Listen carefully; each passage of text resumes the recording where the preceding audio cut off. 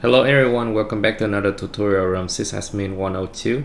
In today's video, I will show you how to fix the NTP not supported on Parrot OS.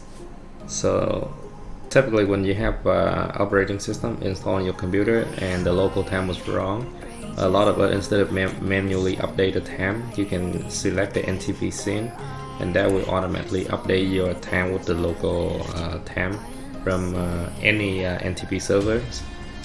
However, if you click on this under Parrot OS, it either intentionally removed or it's not supported, or the package is broken. So it's NTP not supported.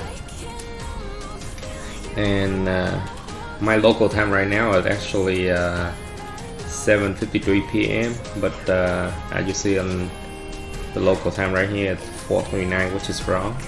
So I'm gonna show you how to fix it. So I'm gonna open up the terminal, and from terminal you're gonna do the sudo apt update, and then you will do a sudo apt upgrade, and next you will do a sudo apt install NTP date.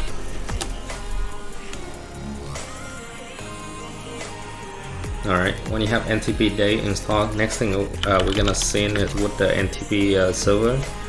So sudo NTP date, and we're gonna send it with tam.nis.gov.